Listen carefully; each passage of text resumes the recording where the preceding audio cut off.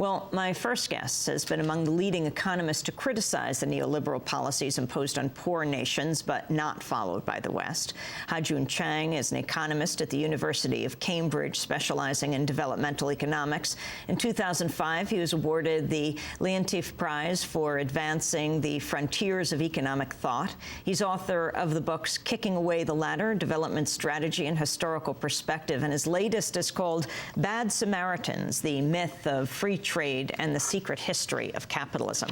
Welcome to Democracy Now! As you come from, well, Gordon Brown's country to this one. First, what is your assessment of the situation right now? Warren Buffett has just said that the economy has gone off a cliff.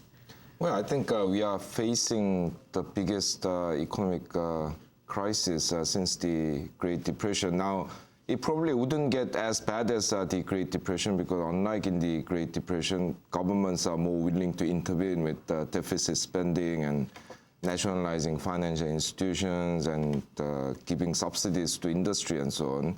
Whereas in the 1930s, they more kind of adamantly held on to free market doctrines, which they subsequently abandoned. But I mean, there was a period of time when they just held on to it and lost the opportunity. So I don't think the impact would be as severe as what it was in the 1930s. But yes, I mean, there's no question that this is as big or possibly even bigger crisis than what we saw in 1929. Can you explain what are neoliberal policies, and then you can critique them? Yes. Well, basically, the reason why it's called neoliberal is that it's a successor to 19th century classical liberal doctrine. I mean, liberal in American usage usually means kind of the left to the center, but in the European usage, liberal means basically big belief in the free market and private ownership and basically rule of money.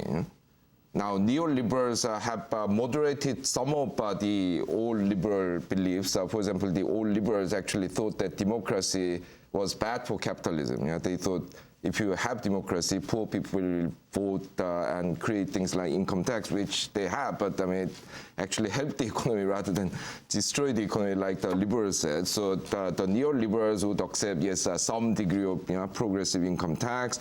The liberals used to be against, for example, having a central bank. The neoliberals actually like the central bank pumping money into the economy when things are going wrong. So it has modified the classical liberal doctrine, but neoliberalism still has in its core belief in free market, free trade, deregulated economy, and private ownership. Do you find it funny that you're saying that Gordon Brown is saying what you have been saying for a while, talking about the hypocrisy of the West? But explain what that is, what the U.S. has done or what the West has done with poorer countries when they're in trouble, and then what we do when we're in trouble. That's right, yeah.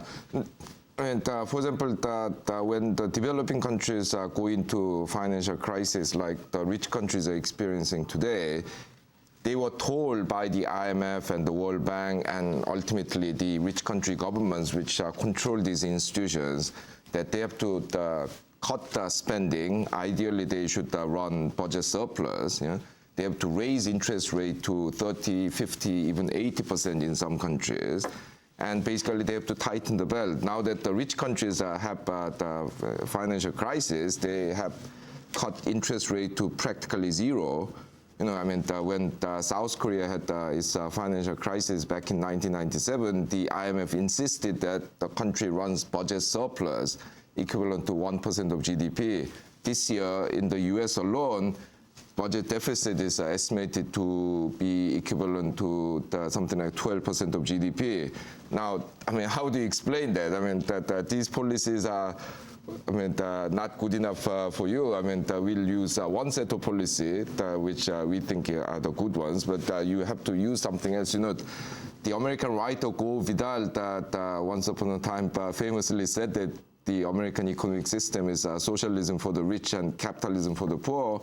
And the international macroeconomic policies are a bit like that. It's what I call monetarism for the poor and Keynesianism for the rich. So when the rich countries have the falling demand, they think nothing of boosting it up by printing money and the increasing government spending. The poor countries shouldn't do that.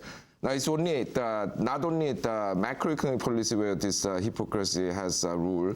For example, the rich countries have been telling the developing countries to adopt free trade and told them, look, I mean, all countries in history, probably with the possible exception of Japan, have become richer through free trade. So how do you think that you guys can manage it otherwise? Well, actually, if you look at the British history, American history, you find that today's rich countries used protectionism, center, left, and right when they were developing countries. You know, I mean, for about 1 century until the Second World War, the United States was actually the most protectionist country in the world. You know, there's something when Pat Buchanan said that free trade is not very American, yeah? Because in its 200 years of history, it has practiced free trade only for about 50 years. Yeah?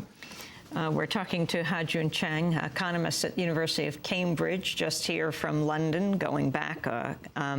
Bad Samaritans, The Myth of Free Trade and the Secret History of Capitalism is his book. We'll be back with him in a minute.